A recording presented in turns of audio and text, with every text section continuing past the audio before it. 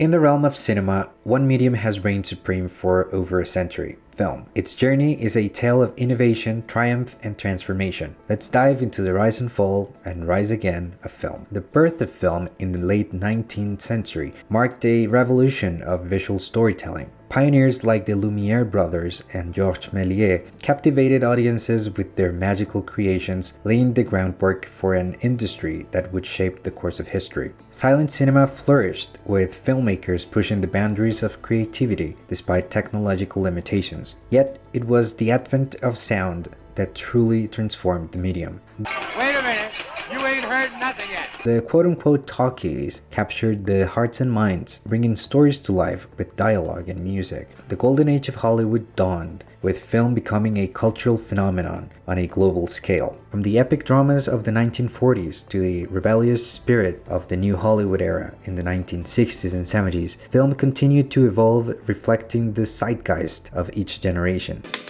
Well, my book is about decaying value.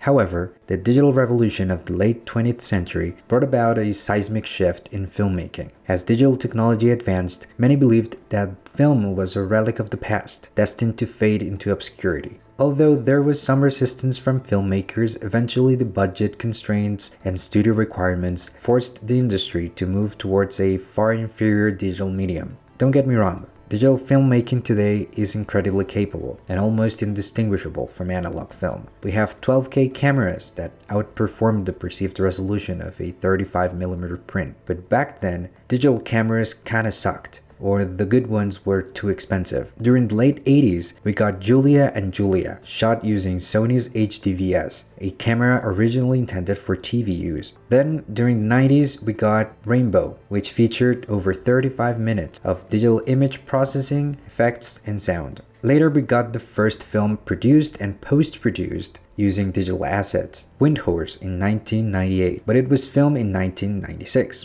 They used a Sony DVW700WS and a Sony DCR VX1000 and was edited using Avid, a piece of software that for many in the industry today is the gold standard for editing. It wasn't until 1997 when the HD cam was introduced. It had a whopping 1920 by 1080p resolution. In 2003, Arri presented their first digital cinema camera, the Arriflex D20. This camera technology later evolved into the popular Arri Alexa camera line. A breakthrough in the digital filmmaking scene was undoubtedly Star Wars Episode 1. Lucas used high-definition cameras that got mixed in with film stock footage. At that time, the difference between both mediums seemed non-existent, but now we have 4K remasters of the films. It makes it very obvious what was shot on digital and what wasn't. The 4K remasters of the prequels is in general terms pretty bad, since it wasn't recorded at 4K resolution to begin with, unlike the original trilogy which got a 4K rescan, and the difference is impressively noticeable. Star Wars also impacted theaters, since some of them added digital projectors to their projection rooms, marking the beginning of the end for film projector supremacy. Lucas continued to be a proponent of digital filmmaking. Important because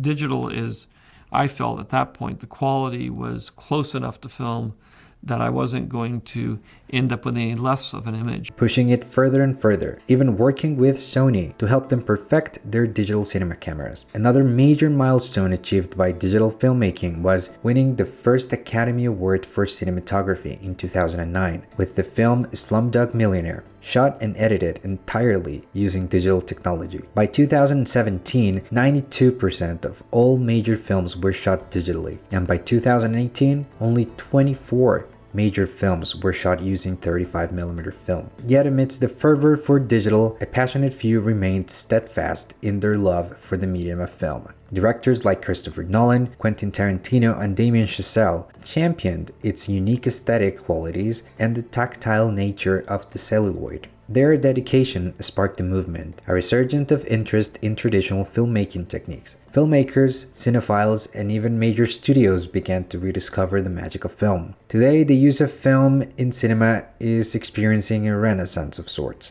Directors embrace its warmth, texture, and timeless appeal, recognizing that it's not just a format but an art form unto itself. It's very expensive to produce these films with film these days, but it can be worth it. As we look to the future, one thing is clear. The story of film is far from over. Its resilience and enduring legacy ensure that it will continue to captivate audiences for generations to come. But we have to have something very clear. It doesn't matter how you shoot the movie, as long as it's good. There have been cases such as Tangerine, which was shot on an iPhone. Or take a film like The Holdovers, which mimics the film look. The fact that you shoot film or digital doesn't make you more or less a filmmaker. I think us filmmakers romanticize film a lot for its historical, tactile value. But in the end, what matters is not how you choose to capture a story, but on what you choose to capture to tell that story. For in the heart of every frame, analog or digital, lies the essence of cinema itself. A medium that transcends time, bridging the gap between reality and imagination. As always, thank you for watching. See you next time.